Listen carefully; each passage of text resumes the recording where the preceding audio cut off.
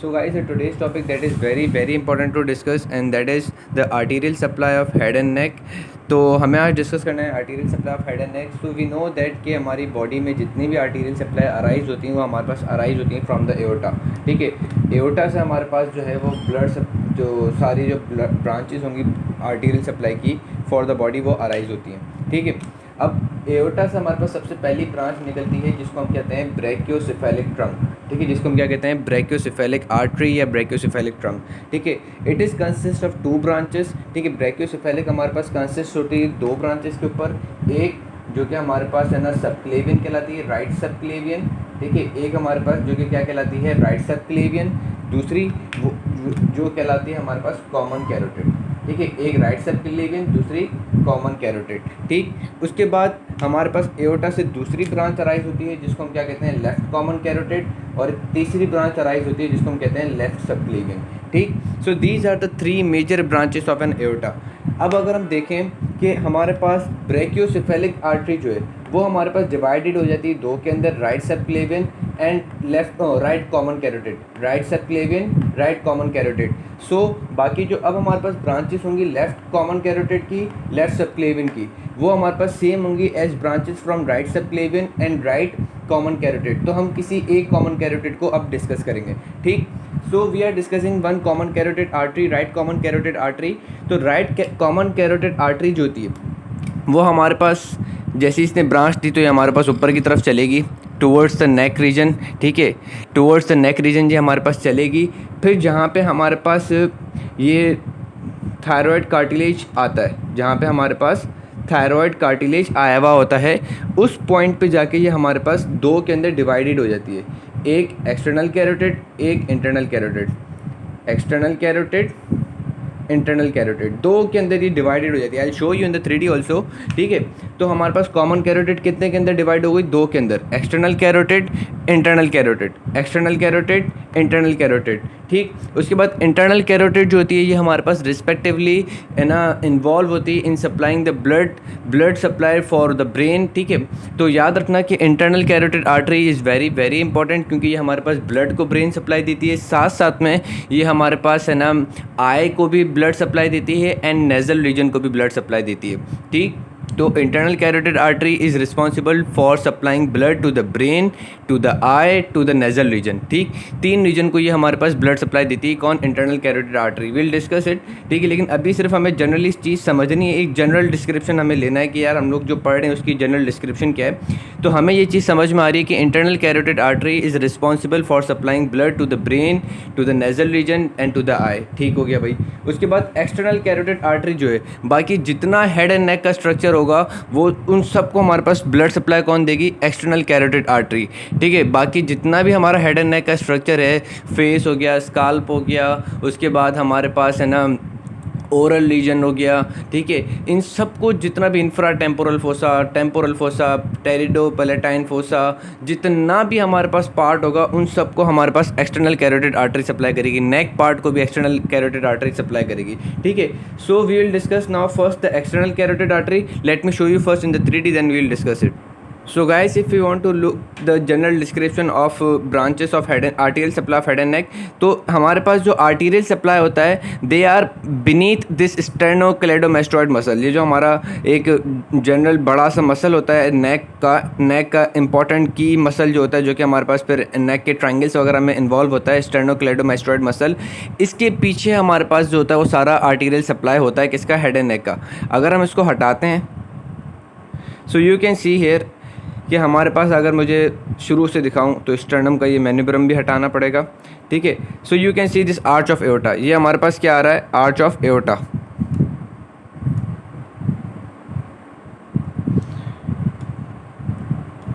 You can see here arch of aorta. ठीक है, ये हमारे पास क्या है? Arch of aorta. अब ये अपनी ब्रांचेस देता है, ये अपनी क्या देता है? ब्रांचेस देता है. Let me show you. So you can see here कि ये हमारा आर्च ऑफ एओर्टा है और ये हमारे पास 3 ब्रांचेस देता है. एक ब्रैकियोसेफेलिक आर्टरी, और we can say brachiocephalic trunk, और we can say innominate artery. 3 नाम होते हैं, ब्रैकियोसेफेलिक आर्टरी, ब्रैकियोसेफेलिक ट्रंक और innominate artery. This get divided into subclavian, right subclavian and right common carotid, ठीक है, राइट सब क्लेवियन के अंदर ये डिवाइड हो जाएगा एंड राइट कॉमन कैरोटिड के अंदर। उसके बाद second branch from the arch of aorta is the left common carotid and then left subclavian, left common carotid and left subclavian, ठीक। सो हम लोग जो है वो पर्टिकुलरली अभी हम किसको डिस्कस कर रहे हैं, कॉमन कैरोटिड को। सो कॉमन कैरोटिड जो है वो हमारे पास देखो असेंड कर रही है टुवर्ड्स द नेक रीजन, ठीक है, common carotid has ascended towards the neck region, ठीक है। उसके बाद फिर जहाँ पे मैंने आपको बताया था कि हमारे पास थायरो कार्टिलेज आता है, थायराइड कार्टिलेज जहाँ आता है, ठीक है, ये रहा हमारा thyroid cartilage. At its level यहाँ पे हमारे पास क्या होगा कि एक्सटर्नल ये carotid artery will be, common carotid artery will divided into two, एक जिसको हम कहते हैं एक्सटर्नल कैरोटिड, ये जो मैंने पॉइंट आउट किया हुआ है वो है एक्सटर्नल कैरोटिड, और एक जो कि पीछे की तरफ होती है वो है इंटरनल कैरोटिड, ठीक है। External carotid, external carotid, internal carotid. अगर हम फ्रंट व्यू से देखते हैं, फ्रंट व्यू से, तो हमें बिल्कुल अच्छे से नज़र आएगा कि यार ये अगर मैं आपको फ्रंट व्यू से दिखाऊं, ये फ्रंट व्यू से हम देख रहे हैं, तो हमें बिल्कुल अच्छे से ये चीज़ नज़र आएगी कि यार ये रही हमारी एक्सटर्नल कैरोटिड आर्टरी, ठीक है, एंड ये रही हमारी right internal carotid artery, external carotid artery, internal carotid artery, ठीक है, external carotid, internal carotid. So we can say कि internal carotid is medial to the external carotid. External carotid जो है वो हमारी थोड़ी आउटवर्ड है और हमारी इंटरनल कैरोटिड जो है वो हमारे पास मीडियल साइड पे, ठीक।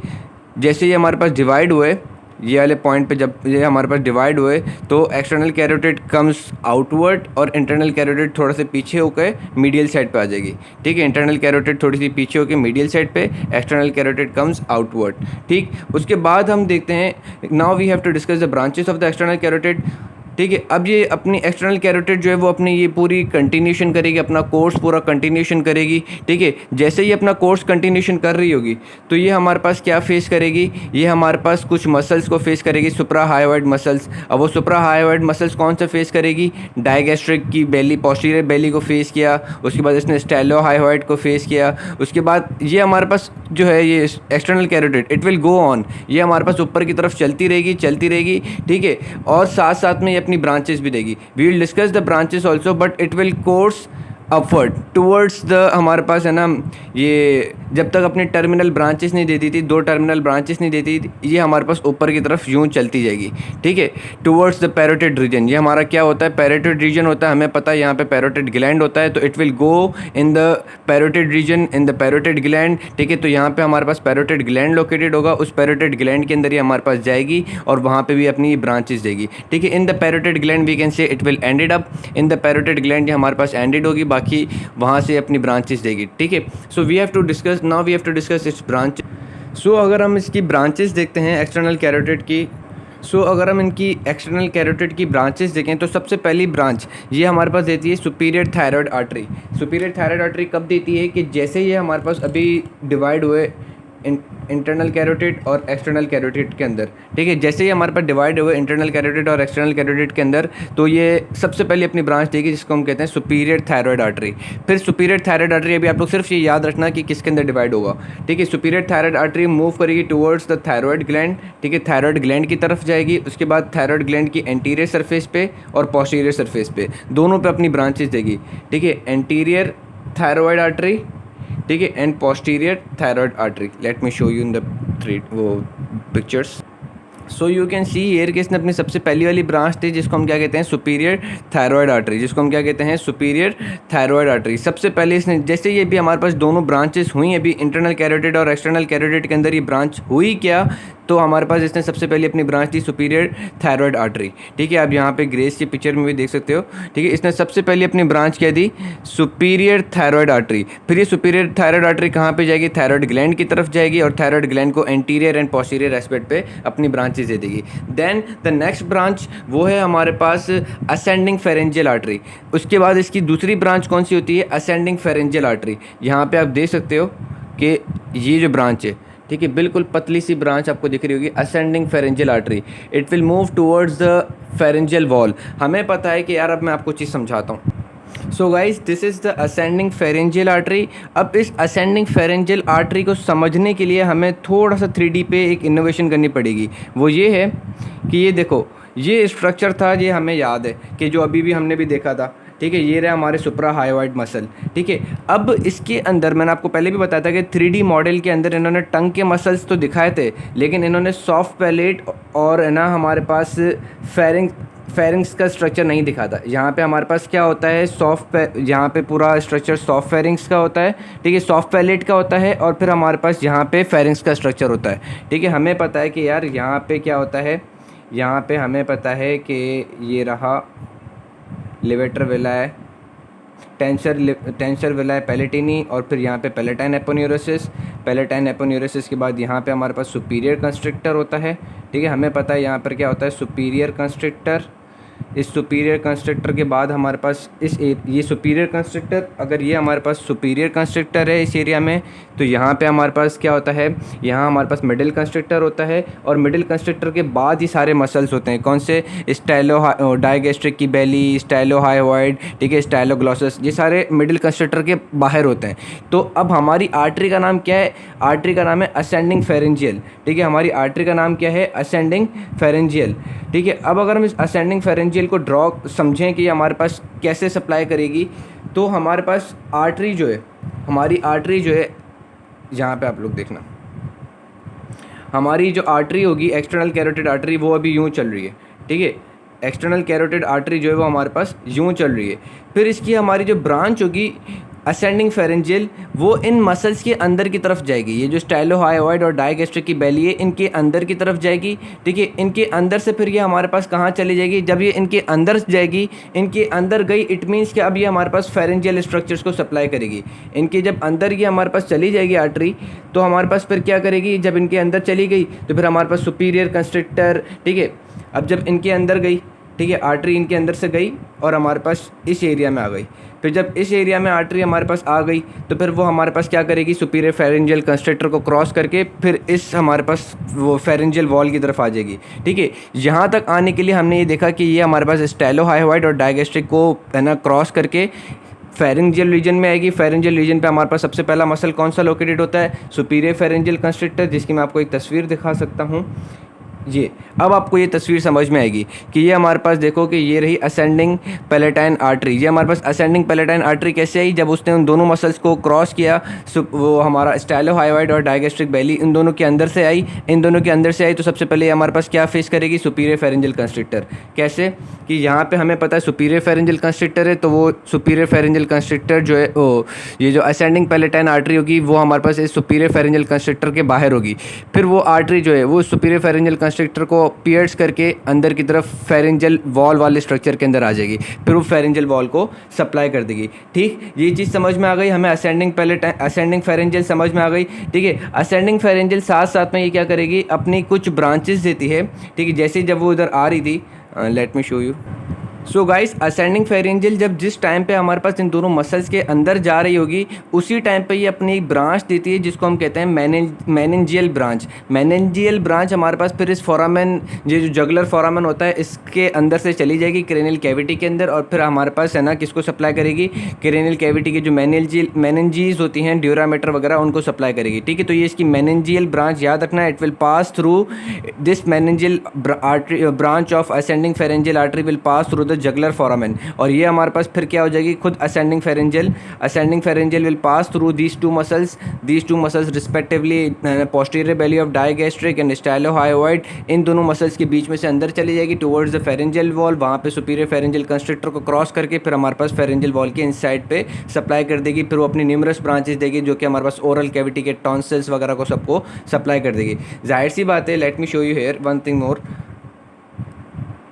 चीज़ जो मुझे बतानी थी वो ये थी कि जब हमारे पास असेंडिंग फेरेंजियल आर्टरी जो है वो हमारे पास जब इस फेरेंजियल वॉल के अंदर आ जाएगी, तो हमारे पास हमें पता है इस फेरेंजियल वॉल में क्या क्या लोकेटेड होता है। फेरेंजियल वॉल में पर्टिकुलरली ओरोफेरिंक्स में हमारे पास क्या लोकेटेड है, ओरोफेरिंक्स में हमारे पास ओरोफेरिंक्स में हमारे पास लोकेटेड होता है ये पैलेटाइन टॉन्सिल्स। तो ये पैलेटाइन टॉन्सिल्स वगैरह को भी सप्लाई कर देगी, साथ साथ में ये यूवुला वगैरह, इन सबको ओरल कैविटी के अंदर के इनर स्ट्रक्चर ऑफ ओरोफेरिंक्स को हमारे पास असेंडिंग फेरेंजियल आर्टरी फिर सप्लाई कर देगी। सो हमने सेकंड ब्रांच ऑफ है ना एक्सटर्नल कैरोटिड आर्टरी भी डिस्कस कर ली। Now we have to discuss the third branch, that is facial artery.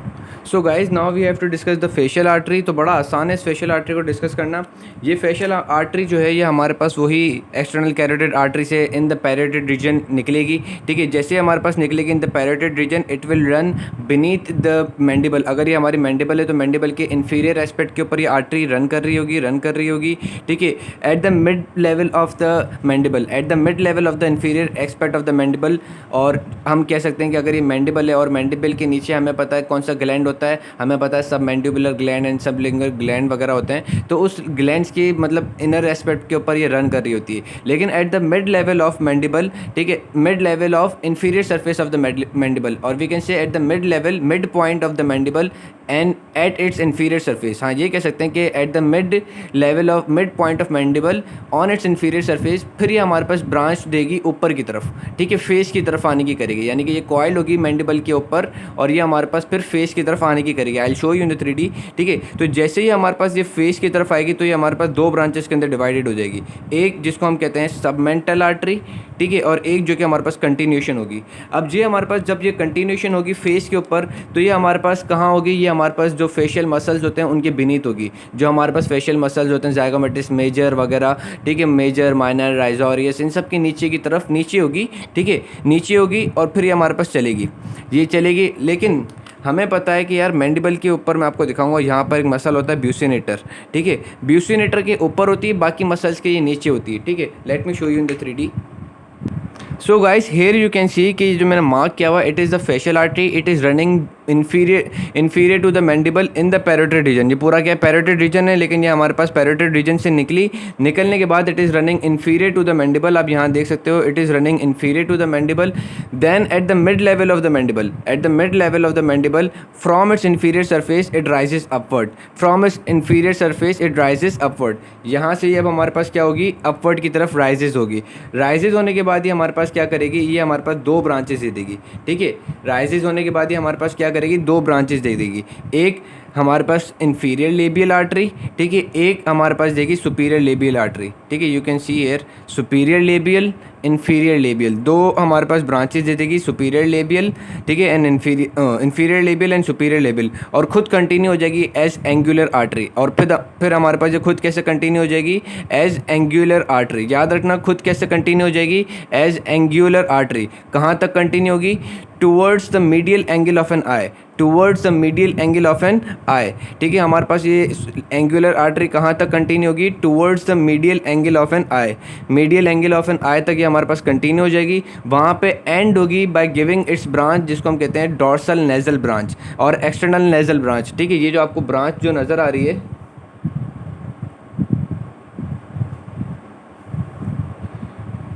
You can see hair, ये जो इस पे मैंने हाईलाइट भी कर दिया है, ये ब्रांच हमारे पास कहलाती है डॉर्सल नेजल ब्रांच। और फिर ये डॉर्सल नेजल क्या करती है कि हमारे पास ये जो डॉर्सल नेजल जो है, ये हमारे पास क्या करेगी कि हमारे पास है ना medial aspect of the orbital wall को सप्लाई करेगी, साथ साथ में ये जो कि हमारे पास लेटरल एस्पेक्ट ऑफ द है ना नेजल वॉल है। अगर ये हमारी नेजल रीजन है पूरा, ठीक है, ये हमारा क्या है नेजल रीजन, तो नेजल रीजन की ये कौन सी वॉल होगी, लेटरल वॉल। वो कौन बना रहा होता है भाई, maxilla, frontal process of the maxilla, lacrimal bone. तो इन सब को ये पियर्स करेगी, इन सब को ये हमारे पास जहाँ पे ओपनिंग होती है, छोटे छोटे फोरामेन लोकेटेड होते हैं, लेटरल नेजल फोरामेन वगैरह ना, उनको ये पियर्स करेगी। पियर्स करने के बाद ये हमारे पास कहाँ आ जाएगी, पियर्स करने के बाद ये हमारे पास नेजल कैविटी के अंदर आ जाएगी, and then it will supply the nasal cavity, ठीक हो गया। उसके बाद हमारे पास क्या होता है कि हमारे पास नेजल कैविटी को सप्लाई करेगी, ठीक। देन हमारे पास इसकी जो ये जो लेबियल, जो सुपीरियर लेबियल वाली जो ब्रांच है, कौन सी वाली ब्रांच, सुपीरियर लेबियल वाली जो ब्रांच है, ये सुपीरियर लेबियल वाली ब्रांच की अपनी एक ब्रांच देती है जो कि हमारे पास नेजल रीजन के अंदर जाती है, उसको हम कहते हैं सेप्टल ब्रांच। सुपीरियर लेबियल भी जो है वो अपनी एक ब्रांच देती है which goes in the septum of nasal region, वो उस ब्रांच को हम क्या कहते हैं, सेप्टल ब्रांच। याद रखना, superior labial also gives branch that is known as septal branch, ठीक। तो हमारी फेशियल आर्टरी भी डिस्कस हुई। सो जो चीज़ मैंने आपको बताई थी कि यहाँ पे देखो eight the mid point of mandible on it's inferior surface, ये हमारे पास फेशियल आर्टरी ऊपर की तरफ कंटिन्यू हो गई। बाकी इसकी जो ब्रांच थी वो हमारे पास क्या कहलाएगी, सब मेंटल ब्रांच, और सब मेंटल ब्रांच अपने अपोजिट साइड वाली साइड से, कंट्रालेटरल वाली साइड से अनास्टोमोस कर लेगी। इसी तरीके से जो दोनों हमारे पास लेबियल जो ब्रांचेस हैं, जो कि हमारे पास है ना लिप्स के अंदर की तरफ होंगी, वी कैन से लिप्स की म्यूकोसा में होंगी या लिप्स की स्किन में होंगी, तो वो दोनों भी अपने आपस में एक दूसरे की तरफ एनास्टोमोस कर लेती हैं, ठीक हो गया, ठीक है। उसके बाद एट द लेवल, जिस लेवल पे हमारे पास ये फेशियल आर्टरी अराइज हुई थी, जिस लेवल पे हमारे पास ये फेशियल आर्टरी जो थी ये हमारे पास अराइज हुई थी, जैसे मैं आपको दिखा सकता हूँ, ये रही फेशियल आर्टरी, ठीक है। जिस लेवल पे हमारे पास फेशियल आर्टरी अराइज हुई थी उसी लेवल से हमारे पास क्या हुआ था कि उसी पॉइंट पे, यही पॉइंट था जहाँ पे मैंने आपको बताया था कि ये रहे हमारे दो मसल्स, ठीक है। एक ये मसल रहा स्टाइलोहायोइड, ठीक है, posterior belly of the digastric, ठीक है। इसी लेवल पे मैंने आपको बताया था कि असेंडिंग फेरेंजियल भी अराइज हुई थी। तो अब इसी पॉइंट पे, जिस पॉइंट पे हमारे पास असेंडिंग फेरेंजियल अराइज हो रही होती थी, इसी पॉइंट पे हमारे पास जो है ये फेशियल आर्टरी जो है, इसी पॉइंट पे हमारे पास ये फेशियल आर्टरी अपनी वैसी ही ब्रांच देगी जैसे असेंडिंग फेरेंजियल ने दी थी, ठीक है। असेंडिंग फेरेंजियल ने अपनी जैसी ब्रांच दी थी और वो हमारे पास इन दोनों मसल्स के अंदर गई थी और फिर हमारे पास फेरेंस को सप्लाई करी थी। इसी तरीके से बिल्कुल इसी तरीके से फेशियल आर्टरी भी अपनी ब्रांच देती है। उस ब्रांच को हम कहते हैं असेंडिंग पैलेटाइन ब्रांचेस, उसको हम क्या कहते हैं, असेंडिंग पैलेटाइन ब्रांचेस, और वी कैन से असेंडिंग, उसको हम एक और नाम होता है, let me see the picture, you can see here कि उसको हम असेंडिंग पैलेटाइन आर्टरी कहते हैं। और वो असेंडिंग पैलेटाइन आर्टरी कैसे, वही उन दोनों मसल्स को क्रॉस करके अंदर की तरफ आएगी, फिर सुपीरियर कंस्ट्रक्टर को क्रॉस करेगी और फिर वो हमारे पास अंदर जो है वो टॉन्सिल्स वगैरह को सप्लाई करेगी। इसी तरीके से इसकी एक और ब्रांच होती है टॉन्सिलर ब्रांच, वो भी उन्हीं दो मसल्स को क्रॉस करके अंदर की तरफ गई, अंदर की तरफ फिर उसने सुपीरियर फेरेंजियल को पियर्स किया, ठीक है। अभी सुपीरियर फेरेंजियल को पियर्स करेगी, अभी तो छोटी ब्रांच है ना, ऊपर से तो क्रॉस करके अंदर नहीं जाएगी, तो ये सुपीरियर फेरेंजियल को क्रॉस करेगी। क्रॉस करने के बाद हमारे पास क्या होगा कि ओरल म्यूकोसा, ओरोफेरिंक्स खुल जाएगा, मतलब ओरोफेरिंक्स एक्सपोज हो जाएगा। हमें पता है सुपीरियर जो कंस्ट्रक्टर मसल है, सुपीरियर फेरेंजियल कंस्ट्रक्टर, उसके अंदर क्या है, ओरोफेरिंक्स है, ठीक है। तो ओरोफेरिंक्स में हमारे पास क्या लोकेटेड होता है, पैलेटाइन टॉन्सिल वगैरह, जिसकी मैंने आपको अभी एक 3D में तस्वीर दिखाई थी। तो ये हमारे पास क्या करेगा, जैसे ही सुपीरियर फेरेंजियल को सुपीरियर कंस्ट्रक्टर को पियर्स करेगी टॉन्सिलर ब्रांच, तो वो हमारे पास फिर टॉन्सिल वगैरह को सप्लाई कर देगी, ठीक।